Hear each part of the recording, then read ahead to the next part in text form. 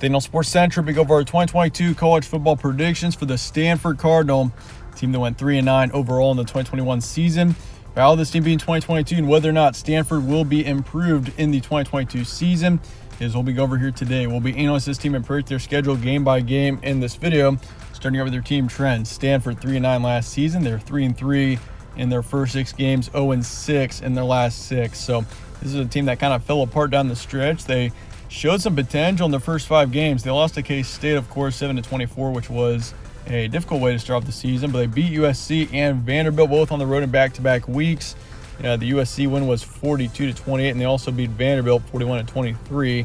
So, I mean, after week 3, this team with 2 straight road wins, and pretty good road wins for that matter, this team showed some big potential heading into a UCLA matchup, which ended up being a loss, losing that game by 11. They beat Oregon in an upset, 31-24 in overtime, and after that, things kind of fell apart. I mean, this is a team that was 3-2 heading into the Arizona State game, and that game in Tempe was definitely not impressive. They lost that game 28-10. Lost to Washington State, a close loss before their bye week. And then the late parts of October and into November, things were pretty rough for this team, especially November. This team just got blown out 4 times to their opponents in November. So although a difficult finish to this season, this team does show potential for 2022, and that's what we go over next. You return your starting quarterback, Tanner McKee, who last season was, he was a decent quarterback, 2,300 yards, 15 touchdowns, 7 picks, and a 65% completion rate, so not a bad season for him. Of course, though, he's not really a big rushing quarterback. He's primarily a pro-style quarterback. So those passing stats do weigh a bit heavier. And overall, it wasn't a bad season for him. He definitely shows potential for the future. And I think Stanford is in a good place with him. But, of course, the backfield, not so much. You lose Austin Jones and Nathaniel Pete, both to the transfer portal. So that is obviously not what you like to see there. Both players still have eligibility. They're just taking it to different places. And Austin Jones last season, 640 yards, 3 touchdowns, and Pete put up nearly 500 and 3 touchdowns. So, it's difficult losing both of those guys there. And the backfield is, I'd say, one of the bigger question marks for this team going into next season. The receiving core, you do return your top there, your tight end, and Benjamin Urosek. Last season put up nearly 700 yards, 3 touchdowns. So you got him coming back. The receiving core looks good. You got Elijah Higgins coming back, John Humphreys coming back, and Bryson Tremaine also coming back. So you got your top 4 in the receiving core, your tight end plus your top 3 wideouts coming back for next season. So quarterback looks good. I'd say the receiving core looks good. The backfield obviously could be better, but if this team was solid in the backfield, if they could have returned Pete and Jones, this Stanford team could have been looking at a huge turnaround going into next season. But honestly, even the defense really looks, I'd say, pretty good. You lose 2 on the defensive line, which is normal, one in the linebacking situation, and you return most of your secondaries, so that's great news, and the offensive line as well. So Stanford, this team shows potential going into next season. Chances at a bowl appearance in 2022 for this team. Will they gain 3 wins off last season and get to at least 6? It's a possibility. We'll get into more about it in just a little bit. This team does lose a couple in the transfer portal, which does concern me as well, and we'll get into that as well. But, for Stanford, a 3-9 team last season that kind of fell apart down the stretch, they're going to need to prove themselves in the early parts of this season that they can be one of the top teams in the Pac-12, or at least a bowl-eligible team. Last season, I feel like this team was talented enough to get up to 6 wins. They were 3-2 heading into, once again, that Arizona State matchup. And I don't know what happened there against Arizona State, but after that, they just really fell apart. And once again, especially November. So, you saw the talent on this team. They beat Oregon. They beat Vanderbilt and USC by decent margins. A 3-2 record. This team was looking good heading into mid-October, and they didn't even win a game for the rest of the season. And once again, we talked about how they lost to Utah 52-7. They lost to Oregon State, lost to Cal. They lost to Cal 41-11. So, you can just see how far this team fell over the course of the season. They go from beating Oregon at home in overtime to losing to Cal at home by 30. So, you can see where this team just fell apart, and that definitely can't be something that happens on a yearly basis. So we'll see what happens. But your transfer portal and recruiting now going to next season. Once again, we mentioned the backfield here with Jones and Pete. They're both transferring out. Jones is to USC, and Pete is headed to Mizzou. You bring in Patrick Fields, safety from Oklahoma, but you lose Gabe Reed, linebacker to Utah, Andres Fox, and edge rusher to Fresno State, Ryan Johnson, Joshua Picola, and Trey LeBounty. So you lose 3 of your defensive players there as well. And, of course, you can't forget the other edge rusher in Fox. So defensively, this team does lose multiple players to the transfer portal, and you really don't bring in too much. I mean, you got Patrick Fields coming in from Oklahoma, but otherwise, defensively, this team does lose a decent amount from the transfer portal. So that does concern me just a bit going into next season here. But recruiting-wise, it's actually been very good. 19th in the nation, 2nd in the Pac-12.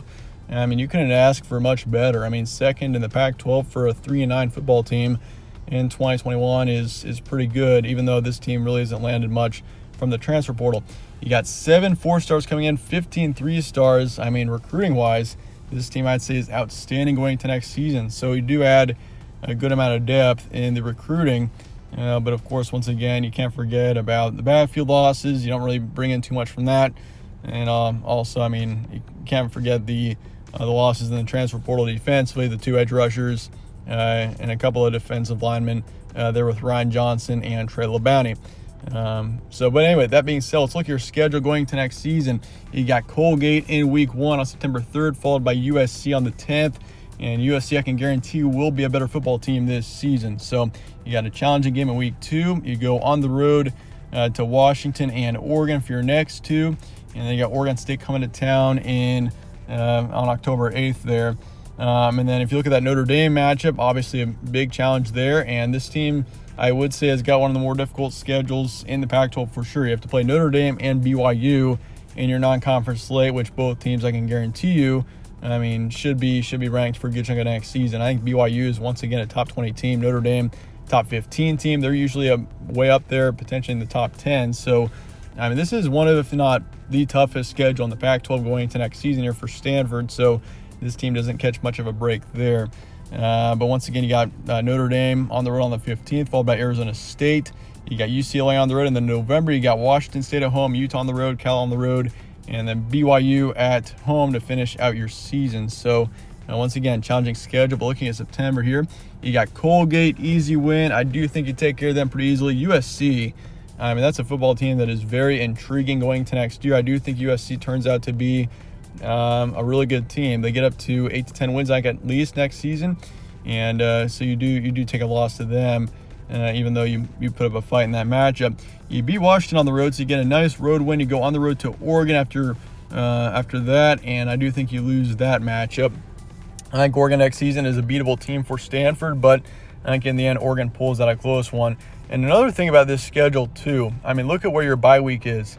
Your bye week is in week 3 next season. That is definitely not ideal. I mean, you got your first 2 games, Colgate and USC. You got your bye week after that, which is just about as bad of a spot as you can ask for when it comes to a bye.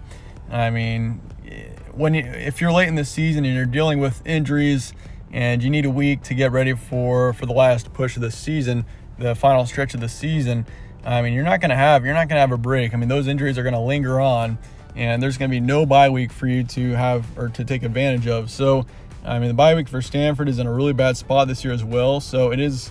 I mean, that just makes it all the more tougher as well. But you're 2-2 heading into October. You got Oregon State. That's a close win there, so you beat them. Notre Dame on the road. I do think you take a loss there. Fighting Irish are going to be, once again, I'd say top 15 team next season at least. Then you got Arizona State. I do think you take care of them this season. You get a close win against them. But then you lose to UCLA the next week on the road. So, I mean, you can kind of see a pattern happening here with a win and then a loss the next week and then another win. And that's kind of how I think it's going to go for this team. You got a winnable game for sure, and then you've got a game that's going to be more challenging. You're probably not as likely to win, and that's just kind of the trend of the season. So it's going to be hard for Stanford to build momentum next year as well with that. I mean, if you've got a couple of nice, easy games to string some wins in, I mean, that can give you some good momentum heading into the big matchups, but Stanford really doesn't have that going into next season. So you're 4-4. Heading into November, you got Washington State. I do think you beat them. You get a win there by 2-3 touchdowns. So a pretty good one for that matter. Utah on the road, definitely a tough matchup. I see Utah being the most likely team out of the Pac-12 that could make a run at the college football playoff. So you lose to them. I do think the Utes win that matchup. Pretty confident in that. You got Cal on the road. You take care of them this season. That's a very winnable game, and I'd be concerned if you didn't. And so that puts you at 6 wins heading into the BYU matchup, which I think personally, the Cougars next season are a team that I think some people are sleeping on here, or a lot of people are sleeping on. They're returning a lot of their key offensive players. Quarterbacks coming back, Jaron Hall. So that's a BYU team that's looking good going into next season. So I think you take a loss there, and you finish out the season at 6-6. Which gets you to a bowl game. That's a step in the right direction. I think the future is bright for Stanford. The recruiting looks good. If some of those players can develop and become major players for this team, this Stanford team could be very relevant in the next couple of seasons. But for now, I'm going to go 6-6 for Stanford. But let me know your thoughts in the comments below on this team, and I appreciate you guys watching as always. Stay tuned for more from All Sports Central. Catch you on the next one.